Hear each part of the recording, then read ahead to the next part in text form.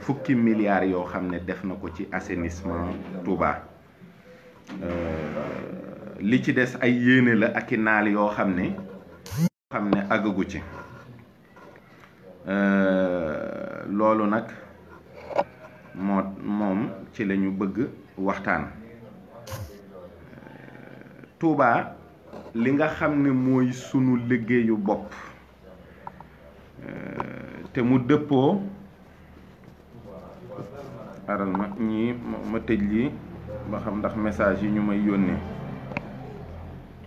waaw li nga xam ne moo nekk liggéey bi nga xam ne moom liggéeyu Serigne Touba la dëppoo ak sunuy ndigal yi ñuy jotee ci fi nekkal Serigne Touba. Loolu ñu moom sunu borom ci yërmandeem def na tawféex bu toll ni murid yi saa suñ ko songee danañu ko danañ ko defee nañu ko bëggee. Ndigal yooyu itam musuñ cee sàkku ndimbalul état musuñ cee sàkku ndimbalul kenn. Liggéeyu Serigne Touba bi Serigne Touba murid yi la ko séqal, moo xam lu laaj ñaq, moo xam lu laaj alal,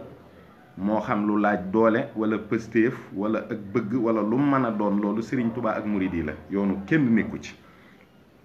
waaye nag dañoo nekk ci am réew. Yàlla dogal bi Serigne Modou Moustapha moomee Touba te war a liggéey jumaa ji sàkkuwul ndimbal ci tubaab yi pour ñu dimbali ko ci jumaa ji. daf leen a tegal projet boo xam ne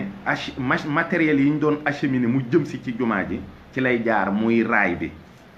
te bi ñu bëggee jëflanteeg moom it dañ ko xamal ne ko mën nañu la jox matériel mais du ñu la utal main d'œuvre bi itam da nga leen di fay, da nga leen di dundal. loolu nag ku mel ni Cheikh Ibra nga xam ne ci yooyu jamono joxe na juróom-ñaar téeméer wala juróomi téeméeri góor la ñu wax. te mbooloo mi junni nit lañu woon. murid yi ci seen pëstéef ñoo liggéey raay bi ba mu agsi Touba, ñu liggéey jumaa ji ba mu sori lool ci jamono yi sëñ Modou Moustapha. bi Serigne Fallou ñëwee itam xam ne moom raay baa ngi fi waaye dina soxla ay tali, dina soxla yeneen infrastructure, lépp lu ci war a daf cee taxawu ba loolu am. waaye teewul li nga xam ne moo daan jëm ci jumaa ji ci liggéey bi ci mbooloo mi yépp ci taalibey murid yi la daan jóge, moo xam ci ouvrier yi, moo xam ci alal yiñ ci daan def ak lu mën a doon. loolu nag terewul xam gi Senghor xamoon ne lii mooy yitteem, keroog ba muy bëgg ci réew mi di ko sàkku, ba mu ñëwee daf koo xamal ne ko lii di sa yitte, bu ma jotee ci réew mi danaa ci def sama kem kattan. loolu nag pas-pas bu baax la, bu dëgër, bu rafet, te sëñ Touba du ko bañal kenn. looloo taxoon Senghor jot ci réew mi ni mu ko bëggee, te it la mu waxante woon ak sëñ Fallou def na ca kem kattanam. bi nga xamante ni jóge na fi te Abdou Diouf wuutu ko, am na ay jamono yoo xam ne Abdou Diouf ànd na ak Serigne Abdou Lahad na mu waree ànd ak moom. dolli na bu baax forage yu Touba yi, def na lu bari loo xam ne ci li ëpp ci wàllu ndox ci la ko jaarale liggéeyal sëriñ bi.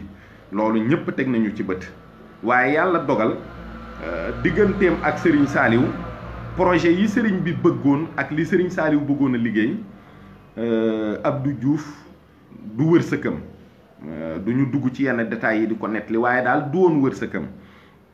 Abdoulaye Wade nag moom it ci pas-pasam ñëw na maanaam def loolu nga xam ne bu ñuy wax ne Touba tey propriété Cheikh Ahmadou Bamba la, wàllu titre foncier ak yenn yi, mu taxaw na ca Serigne Saliou doxee ca doxin wa mu waroon a dox ba loolu Serigne bi gërëm na ko ci. waaye en mai 2007, c'est-à-dire quelques mois avant la disparition du Saint-Homme, jataay boobu dama ko fekkee. Serigne bi woote ca la doon wax projet de modernisation de la ville sainte de Touba. booba ay waxi émergence ak yii ñuy wax yépp amagul. Abdoulaye Wade mooy président réew mi. bi mu jiitee réew mi te Serigne Saliou dajale lu mat fukki milliards ba woo murid yi ci jëf, booba laaj na sax ba ne koo xam ne matériel nga am rek na nga ko indi. yëkkati xaalis boobu teg ko ci loxo Abdoulaye Wade. Abdoulaye Wade avait promis au khalife général des Mourides 100 milliards ci 5 ans maanaam mooy ñaar fukki milliards at mu jot dina ko def ci projet modernisation Touba muy ci wàllu assainissement muy ci wàllu électrification muy ci wàllu tali yi ak lépp loo xam ne daal Touba yitte woon na ko te war nañ koo liggéey. loolu nag dafa fekk Serigne Saliou indi un apport personnel ce qui n'a jamais été vu dans le monde mooy koo xam ne jiite na ab dëkk jiite communauté boo xam ne ci pas-pas la ñuy dox waaye nag ci réew la ñu ne nga ne dëkk bi dama ko bëgg a liggéey waaye maa ci jiital sama wërsëg. loolu c'était une première dans le monde kilifa diine génnee fukki milliards ne maa ko dimbalee état ngir ñu mën a taxaw ci liggéey sama dëkk bi. kon na nit ñi seetaat ba xam ne Serigne Touba njabootam gi fas yéene wu ñëw wéeru ci état ci liggéey Touba. bi loolu amee ba ñu dem ba Serigne Saliou joxe ak ñaan yàlla dogal foras au bout de 5 ans rien n'a été inauguré, aucune avancée n'a été faite dans le domaine de la modernisation de la ville sainte de Touba. Dara ci projet 100 milliards yooyu dara defuñu ko. bi ñu demee 2012 ñu sanctionné Abdoulaye Wade mu ñàkk nguuram jeex Macky Sall nag ñëw falu. spécificité palug Macky Sall ak li jiitu mooy ñi jiitu daanañu am lu ñu xam ci bëgg-bëgg Serigne Touba ak ci liggéeyal ko ñu ñëw wax ceeg moom Serigne bi jàppale leen ñu am la ñu bëgg. Macky Sall nag bi muy falu dafa fekk contexte bi may ko lépp mooy maanaam Abdoulaye Wade nit ñi doyal nañu ci moom donc mënuñu lu dul jël aw yat xeex ak moom te yat yooyu mooy carte électeur yi. bi ko nit ñi defee yàlla may leen ndam ci kaw Abdoulaye Wade c'est-à-dire keneen ku mu mënoon a doon tey sa wërsëg nekk ci nga dem ak Abdoulaye Wade deuxième tour c'était assuré que da ngay gagner élection yi parce que le peuple n'avait qu'une seule envie c'était de sanctionner le président de la République. loolu nag am na mais depuis lors kilifa yu bari wax nañu ko c'est-à-dire yàggul dara Serigne Mbaye Sy Mansour wax na ne Macky Sall mooy président boo xam ne saa bu demee ci ay échéances électorales perte Touba. Il peine à Dakar ak dans d'autres localités mais ce qui m'intéresse réellement et ce qui attire mon attention c'est la ville sainte de Touba ndax foofu laa dëkk mooy sama localité. alors Cheikh Bass Abdou Khadre mi nga xam ne mooy porte-parole yoonu murit moo wax ci ndigalu Serigne Mountakha ne Macky Sall def na 10 milliards ci assainissement Touba. loolu dañ ciy taxaw 10 milliards mooy li mu wax après mu ne am na yéene danañu àgg ci yéene bi mu wax nangam ak nangam mais 10 milliards nous sommes dans la 7e année de la magistrature de Macky Sall juróom-ñaari at la def Sénégal lu mat a bàyyi xel la 10 milliards la ñu wax ne moom la def ci assainissement Touba 10 milliards li ma wax depuis 2007 nga xam ne dara lu fi àgg ba ñu inauguré ko ci Touba ba 2012 noonu la continuer ba 2018 bii ñu nekk lépp lu wër marché Ocass ak li jege Mbal ak quartier périphérique yi nga xam ne ñoo wër marché bi ak Ndaamaatu ak gaar bu ndaw ak yenn ruq yi ci guy mbind ak li wër armeel yi ak Daaru Minam bi xalif général des Mourides dëkk ak kër ñang ak fi féete woon ci ginnaaw kër sëñ Mbàkke Soxna Lo ak fépp fu ma xam fu Touba daan taa ndox barke Sëriñ Bamba ba léegi ndox maa ngi fay taa te ba léegi ndox maa ngay xasaw fépp foo xam ne ci Touba ndox mi daan na nangu kër yi ña fa dëkk nawet ba léegi am na ci kër yoo xam ne seeni borom ñibbeeguñu ci seeni kër ndax ba léegi ndox mi nangu na seeni kër amul benn mbedd bu ma gis ci artères yu mag yi maanaam bi jóge jumaa ji dem Mbàkke bi jóge jumaa ji dem Jànnatu bi jóge jumaa ji dem Daaru Xudus bi jóge jumaa ji dem Gédé bi jóge jumaa ji dem Guy Mbind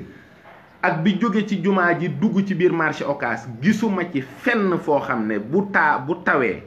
ndox mi walangaan dugg ci ay rigole dem ci benn localité boo xam ne foofu la ñuy récupérer les eaux usées de Touba. Donc cet assainissement dont on parle moom laa bëgg a xam, je ne connais aucun dépotoir de poubelle à Touba. Déjà pour wax la ne la bu fekkoon ne waxuma du ñu ramasse mbalit yi de loolu moom jarul sax wax, waaye moo xam mairie Touba la moo xam collaborateurs yi état am ci biir Touba nañu ma wax ne bu ñu ramassé ci mbalit mi Touba fii la ñu koy tuuri gisuma ko, comme ce qui se passe à Mbeubeuss ou ailleurs. Y a pas à Touba amul fenn foo xam ne foofu la ñuy déposer poubelle yi. waxuma nag waxu ramassage. xam ngeen kan moo sonn ci setal Touba ak taxawu ci muy Serigne Cheikh Jëmb Fall. moom ci ndigalu Serigne Mountakha laa gis depuis des années bu màggal gi desee une dizaine de jours dinañ ko nettoyer loo dëkk bi. bu ñu màggalee ba mu am ay fan ba gan ñi yeewee ko diggante màggal ak gàmmu dañuy muñ di muñ xet gu naqari gi, di muñ salte bi, di muñ poto yi, di muñ foos yi nga xam ne nit ñi dañ koy toj muy wal ci mbedd mi, di muñ butitu xar yeeg butitu nag yeeg lépp ba ñu gàmmu ba pare ak weñ yu bari yi ak yooyi. yaa ñu joxaat ndigal sëñ Cheikh Jëmb mu ñëw ramassé waat la fa amukus néew ca seen kattan ñoom la ñu mën a def, yàlla def ñu noyyi waat un peu d'air pur à Touba. kon ce qu'ils appellent assainissement de la ville sainte de Touba man nag wax dëgg yàlla bëgg naa ñu leeralal ma ko, parce que dañ ne umpul kenn, mais man bon j'accepte le umpul kenn comme tout le monde, mais gisuma man ci wàllu assainissement, gisuma ko, dama gisul lu changé même aux alentours de la mosquée de Touba. bu fekkoon ne tey boo demee jumaa ja képp man ngaa photo li wër jumaa ji gis ne fii dafa set barke Serigne Saliou Mbacke sax kon mu doy, waaye li wër jumaa jee gën a salte ci Touba. loolu man kon xawma lan mooy assainissement, xëy na xawma ko. gisuma tamit ci wàllu ndox lan moo changé à Touba. Ça fait 1 mois ñun ñi dëkk Daaru Minam nga xam ne man je suis à moins de 500 mètres de la mosquée de Touba. mënumaa ubbi sama robinet mu xelli lu dul à 3 heures du matin. wax nañu ne forage yi day panne. waa service hydraulique ils viennent à Touba 2 mois avant le màggal ñabal yenn forage yi bu màggal gi ñëwee ñenn ñi xelli, bu màggal gi jàllee balaa nga leen di gisaat 2 mois avant le màggal. pompe yi daan génnee 250 000 litres d'eau à l'heure yépp yàqu nañu ba fi mu ne nii pompe yi 100 000 litres képp la ñuy génnee. amul tiwo buy bënn ci mbeddu Touba yi te doo ko gis muy wal ba ndox ma maanaam dem ba kenn dootul xam lu muy nuru, kenn du ko defar. La mairie de Touba moom je n'en parlerai pas parce qu'elle n'existe même pas. xamuñu fu ñuy tàmbalee, xamuñu fu ñuy yem, xamuñu lu leen war, xamuñu sax lu ñu fiy def ñoom. dañ leen di gis nii rek ñuy dem ak a ñëw. loolu moom mooy li am. li ci des mooy courant bi maanaam da ngay charger sa portable mu def 23% pendant 4 heures de temps parce que courant bi amul doole. portable rek laa wax. frigo yi am na ci ñoo xam ne seeni frigo kër fay na 4 jours avant màggal tàkkaatul parce que amul courant bu doy. donc waxuma la mbedd yi Touba mooy dëkk, c'est la 2e ville du Sénégal quand on parle en termes de démographie. benn artère ci biir Touba nga mën a doxantoo guddi mooy jóge garage Dakar bu njëkk ba maanaam yoonu Mbàkke boobu doxantu ba jumaa ji, te léegi nag da nga lu ci ëpp da ngay fatt sa bakkan. waaye munoo jógee ci jumaa ji doxantu jëm jànnatu parce que lëndëm na, poussière na, salte na. munoo ko def jëm Gédé, munoo ko def jëm Guy Mbind parce que boo doxee 10 mètres yaa ngi ci lëndëm bi. Touba ba léegi dafa lëndëm kiris, amul dara lu changé ci wàllu électrification Touba gisuma ko yenn pas. li ci des mooy wàllu sécurité. tout le monde peut faire le test que j'ai fait. boo dëkkee Touba jël sa téléphone nga composé 17 ngay déglu day sonné ba dem Mbadaxun kenn du jëlal 18 boo demee sapeur pompier Touba ñaari camion yu capacité 16 000 litres d'eau ñoo fa wàcc te Mohamed Ali Ndiaye boxeur moo ko lijjanti ci sapeur pompier Touba sapeur pompier Italie grâce à son statut de membre de la Croix-Rouge et d'ambassadeur international pour la paix ndax moom ancien champion de boxe la mu yëkkati ko teg ko ci loxoy Touba ca kanam ñoom ñoo góorgóorlu ba fay transport bi ba oto yu ñëw ak ànd ak ay ambulance donc loolu actuellement ñaari oto yooyu ñoo nekk sapeur pompier Touba ak oto yoo xam ne boo ko rombee bu la xomaat bi xoosee nga tétanos yooyu moom yàqu na at ma Blaise Diagne faatoo ba ci déwén sa loolu mooy li ci ne bu fekkente ni dëkk bi lii la ñu wax ne moom la ñu Macky Sall defal au bout de 7 ans war naa xam ne ñun santuñu ko gërëmuñu ko ak ku mën a wax ne sant nañ ko ñun santuñu ko ak ku mën a wax ne gërëm nañu ko ñun gërëmuñu ko ndax defaluñu dara lan moo tax buy ñëw Touba duñu mobiliser wu teertu ko lan moo tax Macky Sall jàpp ne waa Touba dañu ko bañ loolu mat naa leeral Macky Sall jullit la as gor la te wax na ne murit la léegi lan moo tax murit yi war koo bañ murit yi bañuñu Macky Sall jotewuñu ak moom lu ñu koy bañee waaye dafa am loo xam ne moom daf ko war a xam te xamu ko mooy murit yi Touba rekk a leen ñor murit yi Serigne Touba rekk a leen ñor te Touba gi leen ñor defalu leen fa dara Serigne Touba mi leen ñor defalu leen ci dara Touba gi leen ñor defalu leen fa dara mooy dara lu mu réaliser biir Touba amul Macky Sall ça fait 7 ans qu'il est président de la République ñëwul benn jour Touba boo xam ne inauguration lu mu liggéey Touba ba mu sotti la te muy intérêt murit yi yépp ñu wax ne lii de boo demee Matlabul Fawzeyni sax di nga gis ne sëñ Touba bindoon na ko mu dagg ruban bi tàllal loxo xalif général mu ñaanal ko xoli murit yépp sedd loolu ñu di ko jariñoo y en a pas en termes de santé y en a pas en termes de sécurité du dara benn camp wu GMI déedéet gendarmerie benn caserne gendarmerie kese la fa Macky Sall inauguré te Touba tey la gën a ñàkk sécurité kon bu ñu wax ne ñun murit yi dañoo bañ Macky Sall mu mel ni dañoo xëy rek bañ benn nit ndax duñu communauté buy bañ kenn duñu ay bañkat itam ay gor lañu ay jëfkat lañu waaye la Serigne Abdou Lahad waxoon mooy duñu gërëm ku ñu defalul dara loolu mat naa bàyyi xel mooy il faut que le président de la République change de statut il faut qu'il change de collaborateur il faut qu'il change de communication vis-à-vis des gens qui habitent à Touba bu ñëwee bum ñu jéem a waar ci sëñ Touba di indi ay bëyët ak yooyu garaawul loolu moom yàlla tegu ko bu ñëwee na ndokkeel sëriñ bi ci li ko yàlla defal te wax dëgg ci moom ci li nga xam ne moom la ñu séq ak moom ci doxalinu réew mi muy li mu war a liggéey ci réew mi war koo jaarale ci njaboot ci askan yépp war koo jaarale ci ñépp te Touba jot ci seen wàll loolu lañ koy sant li ci des mooy bu fekkente ne dafa jàpp ne diw ak diw suñu bëggee mbooloo mi bëgg nañu na xoolaat par expérience élection yi fi jaar yépp ñooñu muy wéy di bëggal ndax tax nañu ñu indil ko benn résultat ci lépp loo xam ne def na ko ci Touba amul mooy quel que soit nit ñi mu copte jàpp ne sur le plan politique bu ma àndee ak diw wala bu fekkee diw wax na ci turu sëriñ bi ne waa Touba kontaan nañu ñun ñoo moom suñu ay xol kontaanuñu li tax kontaanuñu mooy gisuñu sunu bopp ci doxalinu réew mi gisuñu sunu bopp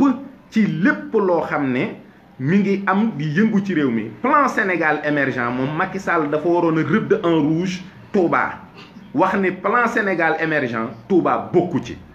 parce que boobaak léegi gisuma dara lu mu initié waxuma sax ci yeneen région yi mais loo xam ne région de Diourbel en tant que tel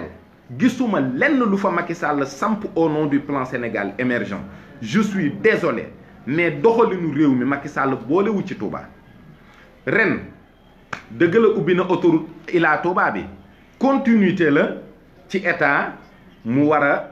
a gérer projet yooyu. donc man du ma fi ne naan projet Macky Sall wala projet Abdoulaye Wade la de toute façon autoroute bi dañ koy jaay ku amul njëg doo maanaam man murit laa wala Touba laa dëkk rek bu ñu ubbee autoroute bi sañ naa cee dawal oto amul da ngay fay pour dem fay pour dikk. bu fa xalif général des mourides day jàll sax duñ ko defal carte spéciale day fay dem fay dikk kon ñëpp a ci yem. état bi dafa dem lijjanti marchandise ñëw di leb léegi nag day seet client yoo xam ne wóor na ko ne à court terme dinañ ko mën a fayal ñun mu ñu koy jaay ñun murid yi parce que ñoo dàq dem dàq ñëw c'est tout. mais patrimoine boo xam ne bu spécial la muy train bii ma njëkk a wax ne moom la fi Serigne Modou Moustapha samp mu doon acheminer matériel bi jëm ci jumaa ji du caa gën ne ubbi nga autoroute wala am nañu téeméeri yoon wala téeméeri autoroute yu mën a ñëw Touba. train bi patrimoine la. train bi saxaar bi jaar ci indi ay murit màggal fierté la dafay nekk loo xam ne dafay rappeler le courage des anciens leur détermination leur abnégation dafay wanewaat ne Serigne Modou Moustapha ab liggéeyam sunu borom nangu na ko. Comment peux-tu me regarder en direct ba pare di ma woo Messenger? Soyons sérieux. Le lion de la brousse xawma le roi de la brousse. yow le lion de la brousse c'est mon dernier live que tu vas suivre parce que bu ma noppee dama lay bloquer incha allahu rabbi ndax munoo di ma seetaan en direct di ma woo Messenger loolu logiqueul. donc je reviens sur ça mooy màggal gi il faut nit ñi xam ne lépp lu ci daan yëngu jamono yi ko sëñ Fallu wootee ba léegi loolu dañu koy soxla parce que c'est un rappel historique ndam la ngëneel la xéewal la tawféex la ci ñépp. kon nañu seet ba xam position murit yi par rapport ak Macky Sall ak mbañeel la nii rek goo xam ne kenn mënu ko expliquer kenn mënu koo leeral dañ koo bañ noonu rek parce que dañ koo bañ ñu bari des fois dañuy dégg ñuy wax ne Macky Sall des fois day jaaxle ci murit yi ni ñu mel ci moom non bu mu ko tudd au nom du mouridisme ñun defuñu ko dara bañuñu ko waaye na seet ba xam ndax bi mu yoree réew mi di ko doxaleeg léegi boole nañu ci dara wax dëgg yàlla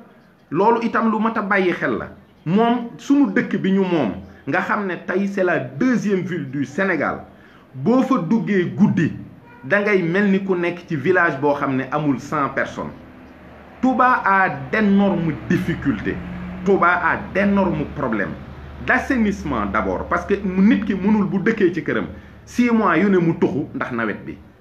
loolu vraiment lu mat a lijjanti la. te sax nag moom Macky Sall dafa waroon a jël ay responsabilités am ci bu fekkee dem na ba mu wóor ko ni mënul collaborer avec le maire de Touba parce que bu ñee Dakar mu ne guy mu dem ci xalif général des Mourides ne ko sëriñ bu baax bii dama bëgg sa maire bii di Abdoul Ahad Ka nga xam ne xamul fuy metti nga jëlee ko fi te indil ma koo xam ne li may wax wala li may bëgg a doxal dina ko mën a ànd ak man parce que mënuma échouer ci Touba à cause de mauvais intermédiaires. Et aussi je pense que la responsabilité de la mairie fait partie du bilan désastreux de Macky Sall ci Touba. loolu il faut mu def ko Macky Sall moo war di jël ay responsabilités di wax xalif bi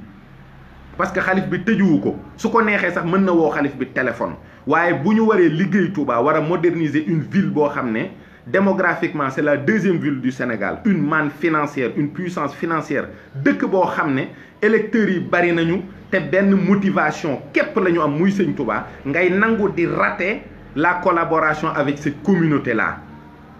loolu waru koo nangu war na góorgóorlu moom itam ba bu fekkee ñi muy waxal biir Touba ak ñi muy collaborer ak ñi muy lijjanti mënuñu li mu bëgg mais ñooñu tamit bàyyi mën na ko sañ na ko na góorgóorlu itam ba dimbali ñu ci liggéey Touba ndax nag defu fa dara 7 ans yii mu yilif Sénégal defu fa dara assainissement bi lii ñuy wax nii mooy li ci ne li ci topp mooy li mu yéene ba mu waxee ne naal na hôpitalu 40 milliards Touba boobu la ñu wax ne ci la ñuy débuter les travaux de Ila Touba mu wax ne naal na fi hôpitalu 40 milliards naal 7 ans yéex na nga def ko bon gis nañu ne def nañu fa bardaasu seng def nañ fa juróom-ñaar wala juróom-ñetti jali suuf loolu monsieur le président de la république quelle que soit situation bi indi hôpital boobu mënul démarrer je pense que problème la boo xam ne waroon nga ko lijjanti ba travaux yi démarrer depuis très longtemps parce que ñetti at day bëgg a yàgg bardaasu seng ya moom ñi nga xam ne dañoo soxla ay seng ñu ngi koy dajji di ko yóbbu loolu moom ñoo la koy wax bi ci des mooy bu fekkee en 7 ans 10 milliards rek nga def Touba kon ci wàllu éducation defuloo dara Touba aujourd'hui le khalife général des Mourides initie un projet de 37 milliards pour une université à Touba xam nga am réew na nga yëgee ne bokk nga ca bokk na ci choix bi nga am ci éducation ñu jàppale la ci ñëpp jëmuñu école dafa am ñoo xam ne daara la ñu jëm am ñoo xam ne li leen yitteel mooy lu baax li leen yitteel mooy seen mbiru ëllëg loolu nag bokk na ci projet yi nga xam ne moom la Serigne Mountakha am muy l'université de Touba état bi jàppale ko ci université Cheikh Anta Diop bu Dakar état bee ko tabax parce que le système est le système scolaire bu fekkee xalif général des Mourides initié na une université de 37 milliards même bu dul dara l'État aurait pu subventionner même à hauteur de la moitié l'université islamique de Touba le complexe de l'éducation loolu mooy jaadu sunu àq la sunu yelleef la nekkul lu ñuy ñaan wala lu ñuy sarax wala lu ñuy yelwaan sunu doom yi nekk ci daara yi sëriñ si di jàngale ci daara yi tërbiye yi daara yi alquran yi état Sénégal dugalu ci dara lu dul ñëwoon rek ne dama leen di bëgg a defal daara moderne nit ki li mu nekk fekkuloo ko ci jàppalewuloo ko ci dimbaliwuloo ko ci bëgg ko boole ci doxalinu réew mi ci ay wax yaakaar naa ne du lu rafet yaakaar naa ne du lu tege ciw yoon waaw comme nekkul jumaa la bëgg a tabax nekkul jàkka la bëgg a tabax mais il veut construire une université c'est-à-dire un complexe boo xam ne éducatif la l'État doit aussi s'impliquer dans ce projet-là et mu nekk projet boo xam ne implication bi sax bu fekkee rek da koo mën a sécuriser ba financement bi bañ a jàdd ba ñu am ay entreprises yoo xam ne ils pourront réaliser le travail dans les délais je pense que loolu dina amal yoonu murit njariñ dina amal état bi aussi ay retombées politiques yoo xam ne yu am solo la bon politiquement monsieur le président n'applique pas Machiavel à Touba mënul dox c'est-à-dire le fait de paraître mouride le fait de tenir un discours boo xam ne day mel ni ci communauté bi nga bokk ce discours qui semble respirer la sincérité ce discours qui semble respirer la religion ce discours qui semble respirer l'humanisme etc etc etc les 5 qualités dont parle Nicolas Machiavel ne laissez pas à Touba, ça ne marchera pas et c'est juste d'être toi-même essaie de parler avec ton cœur parce que tu te dis membre de cette communauté-là góorgóorlul te c'est le même conseil que je te donne pour Ndiassane c'est le même conseil que je te donne pour Tivaouane fépp foofi dem sois à l'aise parce que sa njaboot ñoo fa ne bu la kenn dugal ci ay versets ak ay aaya yu compliqué nit ñi topp ci di ree di saboter loolu dara rafetu ci am na discours yoo xam ne je pense que même les improvisés seraient totalement mieux xam nga beneen affaire tamit boo xam ne wax ci dinaa ko def muy le déguerpissement il y a 1 an mbeddi Touba yëpp jël nañ ay gradaire toj ay ñi nga xam ne dañoo nekkoon ci c'est-à-dire bu ñu déguerpiré da ngay defe ne am na luy ñëw il s'est rien passé te ñi ñu tojoon seeni cantine ñi ñu tojoon seeni boutique ñi ñu tojoon seeni table ñoom ba léegi waxuñu leen fan ngeen jëm ak nu ñu leen di organiser ba duñu tumuranke te Touba dëkk la boo xam ne débrouiller fa sax fi mu ne nii ba am table jooy jaay ñetti géej ak ñeenti keccax lu jafe la parce que y a rien y a absolument aucun autre moyen de subvenir à ses besoins que di góorgóorlu di taaba ndànk-ndànk. Donc taxaw ci bëgg-bëgg boo xam ne du jur leneen aussi luñ ci war a wax la. Li ci des mooy élection yaa ngi jub si APR am na ñu ko nekkal Touba politiquement nga xam ne je parle de l'aspect politique de la chose ñi ñu copte teg leen fa ils n'ont pas de bilan à défendre à Touba. Ils n'ont pas de bilan à défendre à Touba amul c'est-à-dire amul kenn ku mën a taxaw défendre un bilan du président de la République à Touba. Y a pas. Nous sommes aussi dans un pays. Le pays globalement a une appréciation. Les gens sont fatigués. C'est vrai que bon, gis nañu muy wax ay milliards dugg na fii dugg na faa dugg na fële loolu yëpp am na mais localement man li may conseiller ñi nga xam ne moom la ñu fa teg rikk waay bu leen saagante bu leen xuloo bu leen xeex bu leen yablu seen bopp bu leen yablu seen bopp parce que jaru ko yéen am na lu leen Serigne Touba Xaadimu Rasuul defal mooy seenu cër ak njabootam ngeen te teraanga jooju kenn jëndu ko yàlla la dogal ci coobareem mu boole leen ci ak njabootam politique boo xam ne ci ay conviction yu taxaw ci njariñu askan bi sañ ngeen ko waaye sañu leen a jaay seen ngor sañu leen a jaay seen diine sañu leen a jaay seen dignité ngeen sóoraale ñu te bàyyi ñu xel ndax fuñ leen saaga ñu fuñ leen xasee xës ñu te itam ngeen xam ne Touba ba àddinay tukki góor ñi ñooy jiitu ñooy yéeg ñooy wàcc ñooy lijjanti jigéen ñi nekk ci ginnaaw di jàmbaar ndax Serigne Touba delloowul ginnaaw jigéen da ko jox cër ber ko ak ñamu àndal kon buñ leen fi indilee aussi représentant politique boo xam ne dañ koy jël teg ko ci kaw ñëpp bu naree nekk jigéen de na ngeen lànk na ngeen xam ne dañoo bëgg a fayu parce que defoon nañ ko ci conseil municipal bu Touba bi ñu bëgg a def parité sëñ Sidi Muxtaar bañ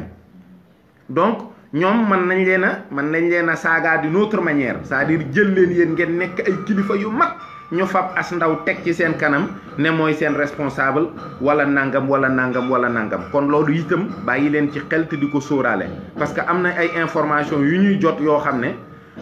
bu amee du rafet te du neex kenn ngeen bàyyi ci xel ñépp bàyyi ci xel waaye daal li ñu bëgg mooy ngeen xam ne président de la république bañuñu ko bañ goo xam ne teguñu ko fenn bañuñu ko sax nag on est juste opposé à sa démarche bañuñu ko de loolu dama bëgg mu leer mais ni mu doxee ak ñun ci juróom-ñaari at yii weesu gisuñ ci sunu bopp guddi gisuñ ci sunu bopp bëccëg loolu dong moo dox suñu digganteeg moom Macky Sall waru fi woon a def 7 ans te dara taxawul loo xam ne ci biir Touba boo ko rombee ne lii Macky Sall moo ko fi def loolu de defalu ko sëñ Touba defagu ko fi te c'est le seul président de la République à ne pas l'avoir fait Abdou Diouf def na ay forage Touba Ablaye Wade moo jox sëñ Touba titre foncier bii Senghor lu ne def na ko indi ay plan yëpp liggéey bi dox Macky Sall defalagul sëñ Touba dara defagul Touba dara kon nag nañ ko ñu ngi koy déglu bu fekkee góorgóorlu na ba travaux hôpital bi démarré ñoom yaakaar ndax kat hôpital bi soxla nañu ko sonn nañu ci wàllu santé sonn nañu ci wàllu éducation sonn nañ ci domaine yëpp kon loolu mooy sunu message boo xam ne jubluwuñ ci sànni xeer jubluwuñ ci saaga kenn jubluwuñ ci ñaawal kenn waxtaan la rek woo xam ne dañ ko doon def ak li ñu seetlu ak vision politique bi ñu am ak li ñu gis Macky Sall def ko ci juróom-ñaari at yi ci Touba ñu ngi leen di sant di leen gërëm asalaamualeykum wa rahmatullahi taala wa barakaatuhu